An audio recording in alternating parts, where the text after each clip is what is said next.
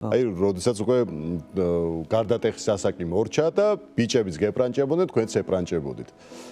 თამამი იყავით, აი შეგეძლოთ გეთქვათ, რომ მოგეწონათ ვინმე, თუ ამას გოგო იმ პერიოდში ვერ გააკეთებდა და ვერ გადადგავდა პირველ ნომერს. ახლა რა იყო პერიოდი, რომ ეს მაგისი ისა არ შეიძლებოდა იქ. ხმა. მე უკვე ბუდიში და ხებს ეკითხა ყველაფერი კარგად ვიყავი და კარგად გზობდი თავს. და პირველი კოცნა არის ყველაზე დასამახსოვრებელი ადამიანის ცხოვრებაში.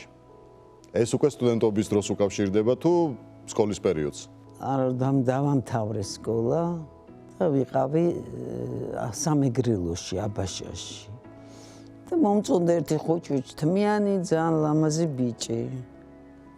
და კინოში ვიყავი და გამომაცილა სახლში. და სანამ კიბეზე ავიდოდი, მაკოცა. ნუ რაღაც ტრაგედია იყო. განიცადეთ? აბა, როგორ მაკადრა. და ბუნებრივია ვერავის ვერ ეუბნეოდით ამაზე. ეს არ იყო თქვენი დიდი სიყვარული, ხო, ეს ბიჭი? დიდი სიყვარული მოვიდა, როდესაც იყავით 18 წლის. ასაკით ბევრად უფროსი მამაკაცი შეგიყვარდათ. რამდენი წლის იყო გახსოვთ? რამდენი იყო? 40 გადაცილებული, როგორც ვიცი. ეს იყო ცალმხრივი სიყვარული თქვენი მხრიდან თუ ცალმხრივი, რა თქმა უნდა, იმ კაცს არც უფიქრია, რომ აგეთ შეიძლებოდა ეს გიჟი ბავშვი გაგიჟებულიყო მაგაზე. და არც ესეთი კაი მსახიობი იყო უბრალოდ, თორე შესახედავადაც არაფერი არ იყო და აი მოკლედ. ეს მამაკაცი იყო მსახიობი, თემურ ჩხეიძის მამა. კი. ნოდარ ჩხეიძე. როგორ გამოხატავდით ხოლმე ამ ყველაფერს? ანუ აგზნობინებდით რომ მოგწონდათ? აღარ ვიცი, სასაც წავიდოდა და დავსდებდი.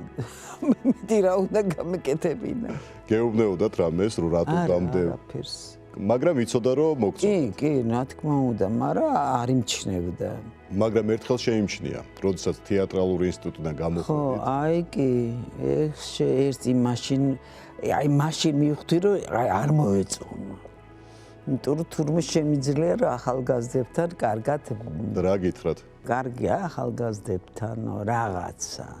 ცოტა იეჭვი. დროინი მეფობენ და არა, მეფენი მეთქი. თქვენ უთხარი? ხო. ანუ აგზნობინეთ რომ რაღაც დამთავრდა. კი. დიდხანს გაგრძელდა ეს სიყვარული? კარგი ხანს. ან ცალმხრივად იყავით წლების მანძილზე? ხო, კი, წლების განმავლობაში ინსტიტუტის პერიოდში უკვე გადავიარე. ტანჯვა არ იყო ერთგვარი თქვენთვის? ტიროდით ხოლმე, როდესაც მარტო რჩებოდით? კი, ყველაფერი იყო. ტანჯვა იყო, ნამდვილი ტანჯვა. და მით უმეტეს რაღაცა ქონდა ამ კაცს, რომელსაც აი სიამოვნებდა ის რომ ვწვალობდი და სადიზმი. დაიც რა მაინტერესებს, ცოლი არ ყავდა ამ დროს? არა. მაგრამ წლების შემდეგ მოიყვანა. მერე შეირთო ცოლი. განიცადეთ? ვაბა. მართლა? ძალიან. ანუ იმ დროს კიდევ გიყვარდათ? ღამეები ვტიროდი. ძალიან მაგრა განვიცადე. ატო ვტიროდი რა მითოდა ვერ ეს არის სიყვარული, რომელსაც ახსნას ვერ უძებნით ხოლმე.